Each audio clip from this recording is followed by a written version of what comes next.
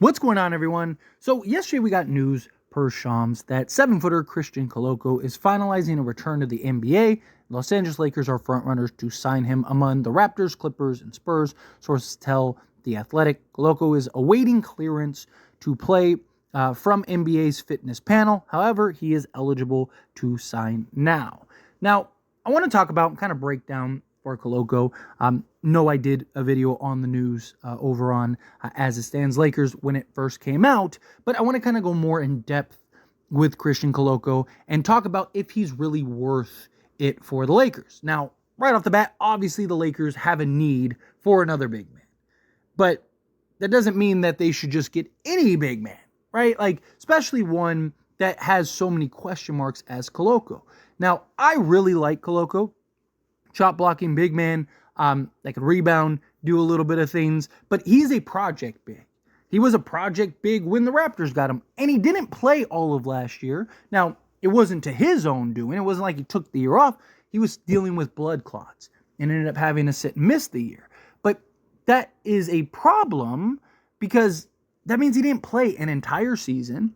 And as he's dealing with this medical condition and trying to get that cleared, how much was he actually able to stay in shape and work out and do those things? Yes, he's going to be medically cleared to return to the NBA, but he's probably going to need a year or two in order to really kind of play a significant role. Now, the Lakers, you could argue, just need a body at the center position, but again, it's just like, what is he going to be able to bring right away when he was a guy that, no, even with the Raptors when he played, is not like this huge standout guy, right? You look at his stats in a nutshell, he's basically a 3-and-3 guy. However, if you actually watched him play, he was solid in limited minutes. A guy that could really, again, block shots. Even in limited minutes, he gave you a block a game. But just looking at the stats for Koloko in his rookie season, 2022-2023, he played in 58 games, started 19 of them, averaged 13.8 minutes. He only got 2.6 field goals a game, in which he shot 48%. Didn't really shoot a lot of threes, 0.2 or basically 0.02%. And 2-point range, only 2.4 attempts, in which he shot 51.4%. EFG of 48.3%. Free throw line, only on one attempt per game, shot 63%, being nice, rounding up. 62.7% to be exact. And half an assist, 3 rebounds, 3 points, half a steal, and a block. But this is the guy that, again, has shown when he's given the minutes and he's given the opportunity, can be a guy that gets you a significant amount of just production, hustle, energy, floor running big, that can do multiple things on the court, but again, is a project big. He's a guy that you're bringing on to develop over the next few years, right? And this is a guy that, like, I would have been fine, and I even had conversations about, maybe going and getting Koloko when the Lakers were in talks about various players, like Gary Trent Jr., for example. Koloko was a guy that I was like, oh, he would be great to kind of bring on as a long-term project, as a guy that you could develop over the next, 2-3 years. Now he's 24, 25, and now he's ready to kind of take that leap. Well, guess what? He's 24 now, and there's more questions about him than ever. Again, I'm rooting for him. I want to see him have success. I do. I hope that he finds a way and he makes a roster. If he can be great for the Lakers, and, obviously the Lakers aren't asking him to play 30-plus minutes a game. Obviously, the Lakers aren't asking him to play a big role. He might rarely see the court, if at all. But is he better than, bringing in a Colin Castleton? Right? If you're really telling me that Koloko is better to bring in than Castleton, if that's the case, just get rid of Castleton now. Right? Because they're the same age. And at least Castleton's been getting developed. Like, at what point do you have Castleton and throw him to the fire? But also you look at the Lakers, right? And the Lakers can't just sign Koloko, right? I mean, they could bring him to a training camp deal, but he has other options. So he's not going to just take a deal and just go to training camp. No, he's going to want to go to the best case scenario for him, right? He's going to want to go to a team that it at least gets him on the main roster. So I don't really see the Lakers signing Koloko to just a training camp invite.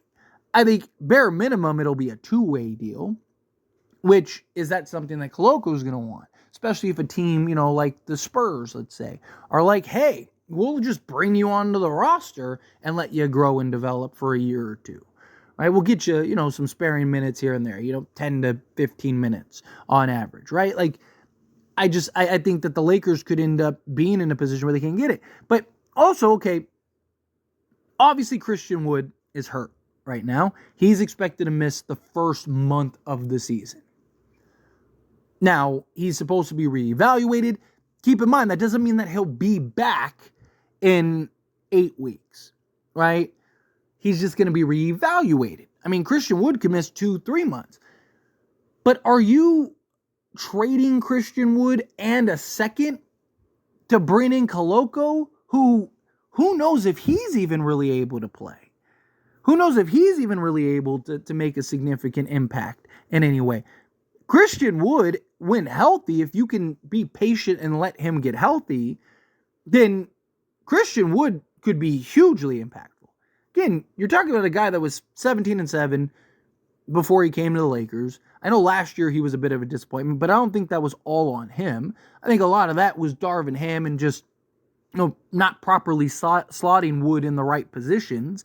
I mean, he basically played Wood as if he was a 3-and-D wing rather than an actual big man, right? And Christian Wood's versatility at the 4 and the 5, I just think is more valuable, and he's better than Koloko and Jackson Hayes, right? He's not a true 7-footer, though. So do you waive Jackson Hayes? Jackson Hayes is the same age, but has more experience he's not the shot blocker that Koloko is. Koloko is a better shot blocker. And the idea of Koloko is that he's a guy that can slot in alongside Anthony Davis at times and be a shot blocker, right? He can protect the rim where, when Anthony Davis goes to the bench or, misses a game, Jackson Hayes just doesn't give you the rim protection. So Koloko, yes, gives you the rim protection, but I think Jackson Hayes is probably better overall. I think that there's pros and cons for both, but also you need another big man. Are you really swapping one for another?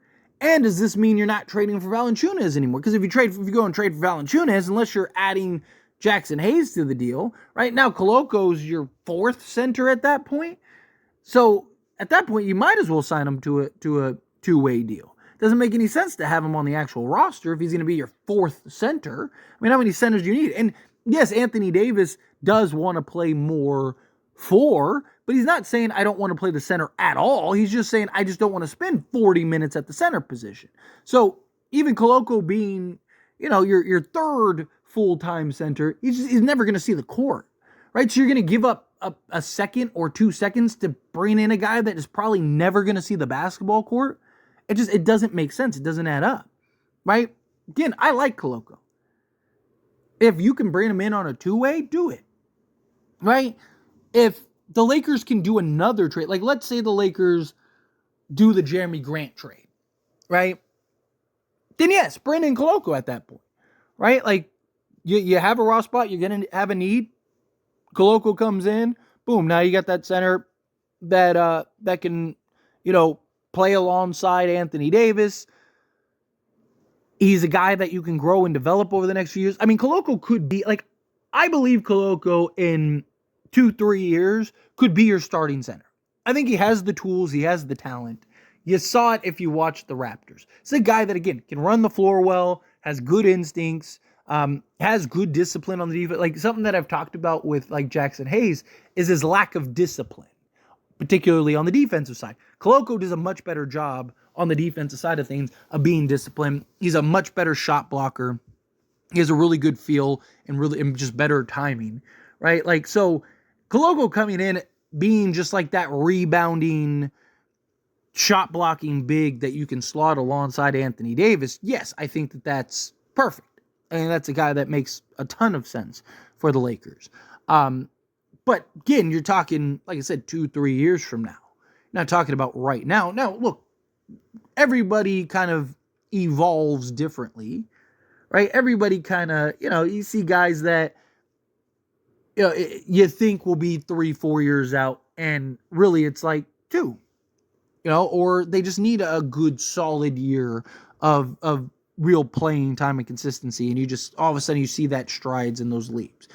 Like I don't want to put a cap on the kid. I mean, he's still young, but I also want to be realistic. And he's 7'1", 230, which is fine, but he needs a little weight behind him, right? He's a project big, is what he is. He's a project. He's not a guy that's going to come in and change the Lakers' fate in any way. He's a guy that you're bringing in to just, fill in spots, play little minutes here and there. Is that worth giving up a second or two for? I don't think so. I think you're better off just kind of running it back at that point. Just keeping things how it is. Now, if you can bring him on a two-way, then sure, right? Like if you think that he's better than, a Colin Castleton, then fine. I think it's time to let Colin Castleton go. Now, again, you talk about a guy, he's got a 7'5" wingspan. He can block shots. He needs to kind of grow in his grown man body a little bit. But once he gets there, I think he'll be a force for the Lakers. It's just going to be a little while. So, anyway, as always, this is a discussion. Pass question on you. Let me know your thoughts and opinions down in the comments below. What do you think? What are your thoughts? Do you like the idea of Koloko coming in? Are you kind of like, do you think that he is a piece that makes sense for the future? Do you think he could help now? Do you think it's worth trading a couple, a second or two to go get him? Again, however you feel, whatever your thoughts are, I'd love to hear it. So let me know down in the comments below. That being said, if you haven't liked this video, hit that like button. Helps me lots. We enjoy these types of videos, and I truly appreciate it. Not subscribe channel, hit that subscribe button. Turn on the bell notifications.